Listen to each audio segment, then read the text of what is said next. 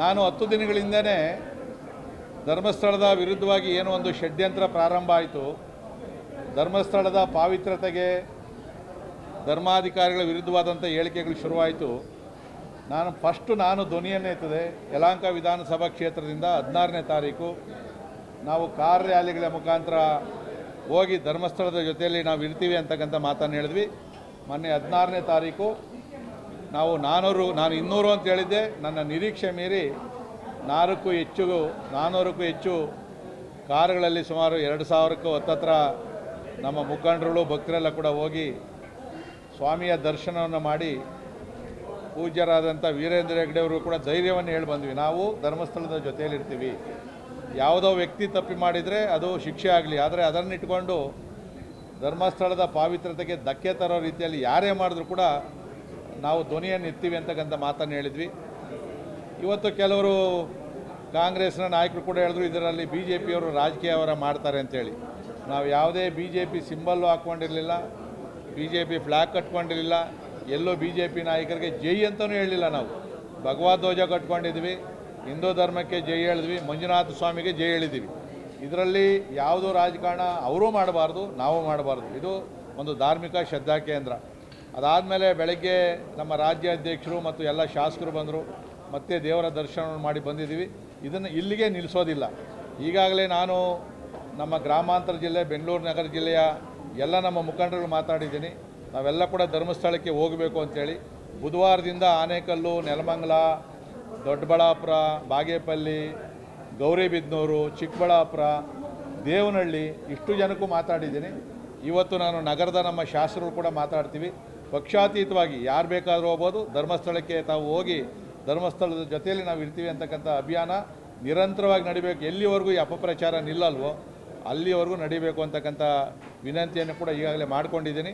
ಮತ್ತು ಇವತ್ತು ಯಾರು ಧರ್ಮಸ್ಥಳದ ಬಗ್ಗೆ ಮಾತಾಡಿದ್ರೆ ಅವರ ವೈಯಕ್ತಿಕ ವಿಚಾರಗಳಿಗೆ ನಾವು ಮಾತಾಡ್ತೀವಿ ಅಂತೇಳಿ ಒಬ್ಬ ಜಗದೀಶ್ ಅಂತೇಳಿ ನನ್ನ ಮೇಲೆ ಮಾತಾಡಿದ್ದಾನೆ, ನಿರಂತರವಾಗಿ ಮಾತಾಡ್ತಾ ಇದ್ದಾನೆ. ನಾನು ಧರ್ಮಸ್ಥಳದಿಂದ ಬರೋವರೆಗೂ ಅವನು ಏನೂ ನೋಡಿರಲಿಲ್ಲ. ಆದರೆ ಇವತ್ತು ನಾನು ಅಸೆಂಬ್ಲಿಯಲ್ಲೂ ಕೂಡ ಅವನ ಮೇಲೆ 11 ಕ್ರಿಮಿನಲ್ ಕೇಸ್ ಐತೆ. ಕೋರ್ಟು ಕೂಡ ಅವನನ್ನು ಜೈಲಿಗೆ ಹಾಕಿತ್ತು 3 ತಿಂಗಳು. ಹೈಕೋರ್ಟಲ್ಲೂ ಕೂಡ ಅವನಿಗೆ 2 ಲಕ್ಷ ದಂಡ ಹಾಕವ್ರೆ. ಅವನು ಬಾಯಿಗೆ ಬಂದಂಗೆ ಮಾತಾಡ್ತಾನೆ. ನಿನ್ನೆ ನಾವು ಧರ್ಮಸ್ಥಳಕ್ಕೆ ಹೋದಾಗ ಬಂದು ಯಲಹಂಕದ ಒಂದು ಫ್ಲೈಓವರ್ ಮೇಲೆ, ಯಾಕಂದರೆ ಅವ್ನು ಕೆಳಗಡೆ ಇಳಿಯೋಕ್ಕೂ ಧೈರ್ಯ ಇಲ್ಲ, ಫ್ಲೈಓವರ್ ಮೇಲೆ ನಿಂತ್ಕೊಂಡು ಈ ಜಾಗ ಧರ್ಮಸ್ಥಳದ ವೀರೇಂದ್ರ ಹೆಗ್ಗಡೆ ಅವರ ಕುಟುಂಬಕ್ಕೆ ಸೇರಿದಂಥ ಜಾಗ 2008ರಲ್ಲಿ ವಿಶ್ವನಾಥ್ ಡಿನೋಟಿಫಿಕೇಷನ್ ಮಾಡಿಸ್ಕೊಟ್ಬಿಟ್ಟ, ಅದನ್ನು ಬೇರೆಯವ್ರಿಗೆ ಯಾರಿಗೋ ಮಾರಿಸವನೆ ಅಂತೇಳಿ 100ಕ್ಕೆ 200 ಭಾಗ ಸುಳ್ಳನ್ನು ಹೇಳಿ ಹೋಗವನೆ. ಕೆಲವರು ಜನ ನಂಬ್ತಾರೆ ಅದನ್ನು.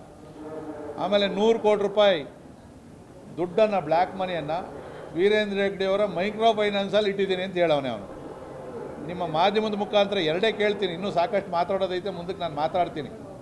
ಇವತ್ತು ಪ್ರಿವಿಲೇಜು ಮೂವ್ ಮಾಡ್ತಾ ಇದ್ದೀನಿ. ಯಾಕಂದರೆ ನಾವು ಅಸೆಂಬ್ಲಿಯಲ್ಲಿ ಮಾತಾಡಿರೋದನ್ನು ಅವನು ಹೊರಗಡೆ ಮಾತಾಡಿದಾಗ ನನ್ನ ಹಕ್ಕುಗಳಿಗೆ ಚ್ಯುತಿಯನ್ನು ಬಂದಿರೋದ್ರಿಂದ ನಾನು ಇವತ್ತು ಸನ್ಮಾನ್ಯ ಸಭಾಧ್ಯಕ್ಷರ ಮುಖಾಂತರ ಹಕ್ಕುಚ್ಯುತಿಯನ್ನು ಮಂಡಿಸ್ತಾ ಇದ್ದೀನಿ. ಡೆಫರ್ಮೇಷನ್ ಕೇಸ್ಗೆ ಹೋಗ್ತೀನಿ, ಕ್ರಿಮಿನಲ್ ಕೇಸ್ಗೆ ಹೋಗ್ತೀನಿ, ನಾನು ಕೋರ್ಟ್ಗೆ ಹೋಗ್ತೀನಿ ಅವನ ವಿರುದ್ಧವಾಗಿ. ಇವತ್ತು ಅವನು ಏನು 2 ಹೇಳಿದ್ದಾನೆ, ಅದರಲ್ಲಿ 0.001% ದಾಖಲೆಯನ್ನು ಕೊಟ್ಟರೆ, ಸತ್ಯಾಂಶವನ್ನು ಹೇಳಿದ್ರೆ ನಾನು ಆ ಕ್ಷಣದಿಂದ ರಾಜಕಾರಣದಿಂದ ನಿವೃತ್ತಿ ಹೊಂದ್ತೀನಿ. MLA ಆಗಿರೋದಿಲ್ಲ. ಇವತ್ತು ನನ್ನ ಕ್ಷೇತ್ರದ ಜನಗಳಿಗೂ ಹೇಳಿ ಬಂದಿದ್ದೀನಿ ನಾನು. ಯಾಕಂದರೆ ನೀವು ಸ್ಪಷ್ಟವಾಗಿರಬೇಕು, ನಾನು ಆ ಥರ ಮಾಡಿಲ್ಲ ಅಂಥೇಳಿ. ದಾಖಲೆಗಳನ್ನು ತೆಗೆಸಬೇಕು. 1 ವಾರ ಟೈಮು. ಆ 100 ಕೋಟಿ ರೂಪಾಯಿ ನಾನು ಇಟ್ಟಿರೋದು ದಾಖಲೆ ಕೊಡಬೇಕು. ಇಲ್ಲ ಅಂತಂದರೆ ನಾನು ರಾಜೀನಾಮೆ ಕೊಡ್ತೀನಿ. ಇಲ್ಲ ಅಂತಂದರೆ ಅವನು ನಮ್ಮ ತೋಟದ ಮನೆಯಲ್ಲಿ ನಾಯಿ ಇಲ್ಲ ನನ್ನ ಹತ್ರ, ಇವನು ನಮ್ಮ ತೋಟದಲ್ಲಿ ಕಾವಲಿರಬೇಕು. ಅವ್ನು ಸಂಬಳ ಕೊಡ್ತೀನಿ, ನಾನು ಸಂಬಳ ಕೊಡ್ತೀನಿ, ಊಟ ಹಾಕ್ತೀನಿ. ಯಾಕಂದರೆ ಇವನು ಒಂಥರ ನಾಯಿ ಥರ. ಆ ನಾಯಿ ಇದ್ದರೆ ನನಗಲ್ಲೊಂದು ಸ್ವಲ್ಪ ಸೇಫ್ಟಿ ಇರ್ತದೆ, ಕಳ್ಳಕ್ಕಾಕರು ಕೂಡ ಬರೋದಿಲ್ಲ. ಈ ಚಾಲೆಂಜನ್ನು ಓಪನ್ನಾಗಿ ಹೇಳ್ತಾ ಇದ್ದೀನಿ. ಅವ್ನು ನಿಜವಾಗೂ ಕೂಡ ಅವನೇನಾನ ಪೌರುಷ ಇದ್ವೆ, ತಾಕತ್ತಿದ್ದರೆ ಈ ನನ್ನ ಚಾಲೆಂಜನ್ನು ಅವನು ಸ್ವೀಕಾರ ಮಾಡಬೇಕು. ಇಲ್ಲ ಅಂದರೆ ನನಗೆ ಮುಖಾಮುಖಿ ಆದರೂ ಸಿಗಬೇಕು. ಎಲ್ಲೋ ಮನೆಯಲ್ಲಿ ಕೂತ್ಕೊಂಡು ವಿಡಿಯೋ ಮಾಡಿಬಿಡ್ತಾವ್ರೆ. ನಮ್ಮ ಹುಡುಗರು ಹೋದ್ರೂ ಕೈ ಸಿಗ್ತಾಯಿಲ್ಲ.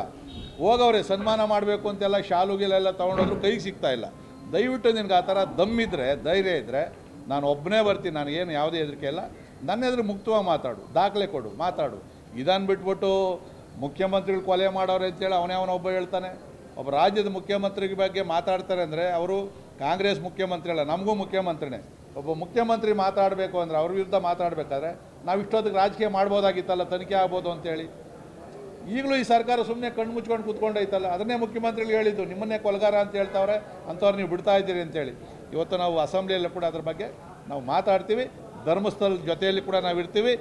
ಮಾಧ್ಯಮದವರಿಗೆ ನಾನು ನಿಮ್ಮ ಮುಖಸ್ತುತಿ ಮಾಡ್ತಾಯಿಲ್ಲ, ನಾವು ಅತ್ಯುತ್ತಮವಾಗಿ ಅದನ್ನು ನಿಜಾಂಶವನ್ನು ಮಾಡಿದ್ದೀರಿ. ಇಡೀ ರಾಜ್ಯದ ದೇಶದ ಜನತೆಯ ಭಕ್ತರಲ್ಲಿ ಏನೊಂದು ಆತಂಕ ಇತ್ತು, ಆತಂಕವನ್ನು ಮಾಧ್ಯಮಗಳು, ಎಲ್ಲ ಮಾಧ್ಯಮಗಳು, ಪತ್ರಿಕೆಗಳು ಕೂಡ ಅದನ್ನು ಬಿಂಬಿಸಿದಿರಿ. ನಿಮಗೂ ಕೂಡ ಮಂಜುನಾಥ ಸ್ವಾಮಿ ಒಳ್ಳೆಯದಾಗಲಿ ಅಂತೇಳಿ ಅಲ್ಲಿ ಸಂಕಲ್ಪ ಮಾಡ್ಕೊಂಡು ಬಂದಿದ್ದೀನಿ.